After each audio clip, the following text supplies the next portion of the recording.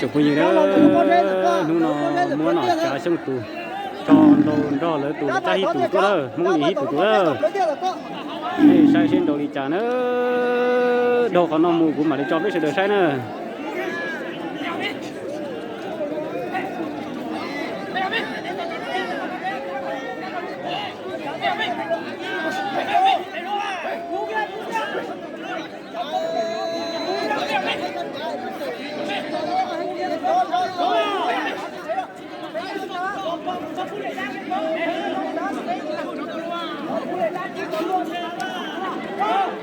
trời đây chúa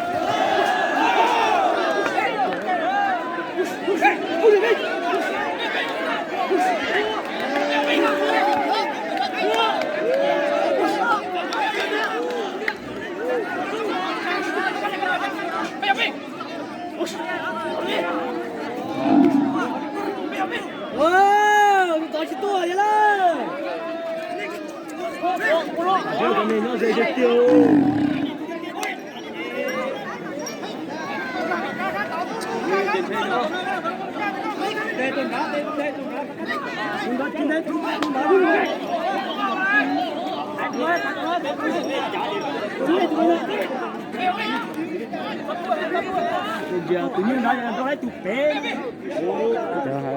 con chiên được cái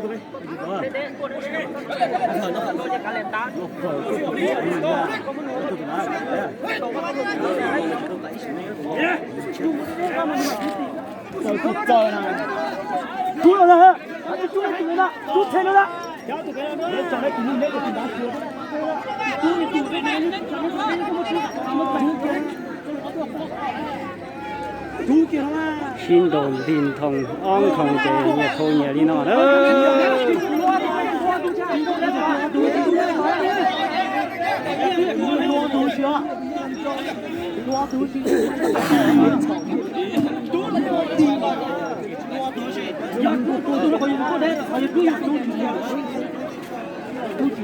Giờ chỉ lo lại cho nên thôi. Tôi là cho lên kìa. Tôi cho lên kìa. Tôi là cho lên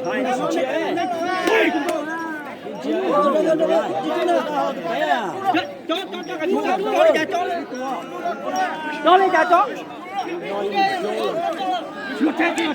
Chú chơi ạ. Chú này tụi đó, chú này tụi đó. Chú này tụi đó. Rồi chú này làm đó.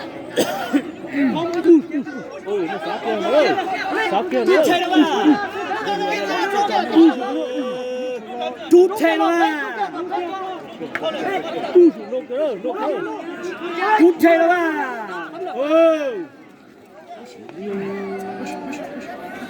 Nhưng mà chúng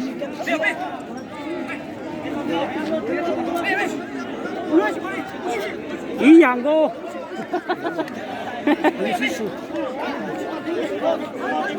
có thể đó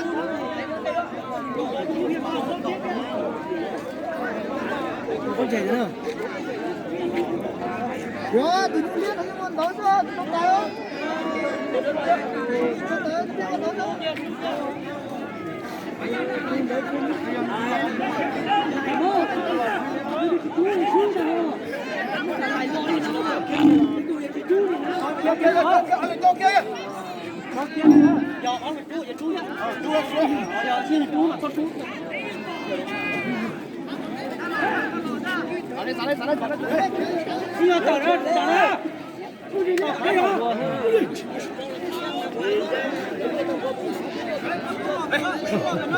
con trò liền đó con trò liền đó lưu lòng mình nhận số nhà khai đó thế này mà mùi coi dây chỉnh trung tổ thế không muốn đi kéo nó mà cho vào cơ chế cơn gì nó mà chữa tao tài luật đi đây cái này gì đó anh làm đây là lo đó ui đi đây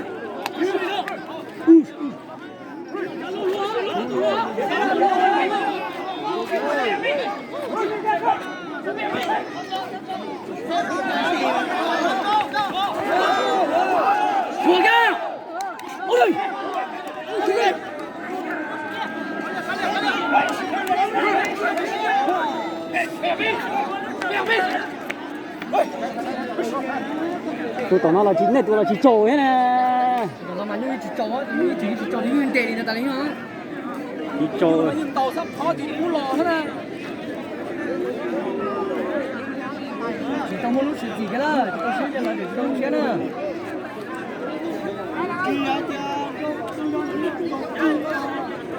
Kia mất rồi, tụi đây nó chặt đồ này à, giờ nó khởi kia này.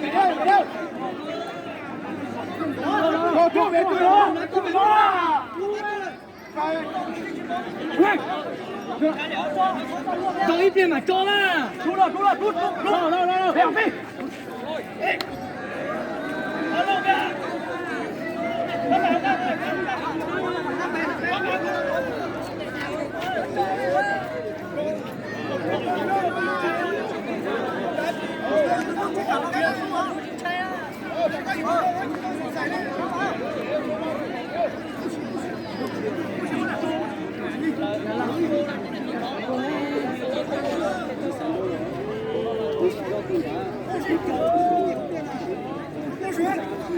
Không có gì kia tí thôi rồi.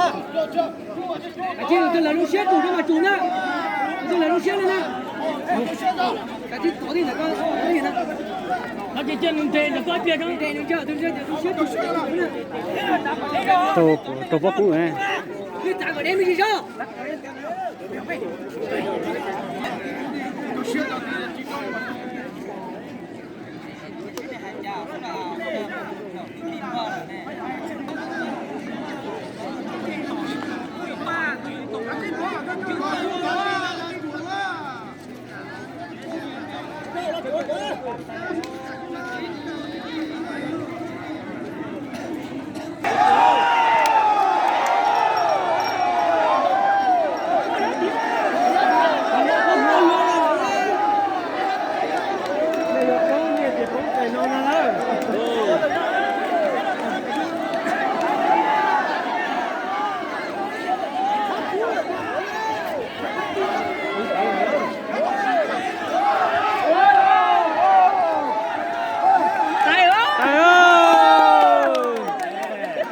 Hai A Kỳ.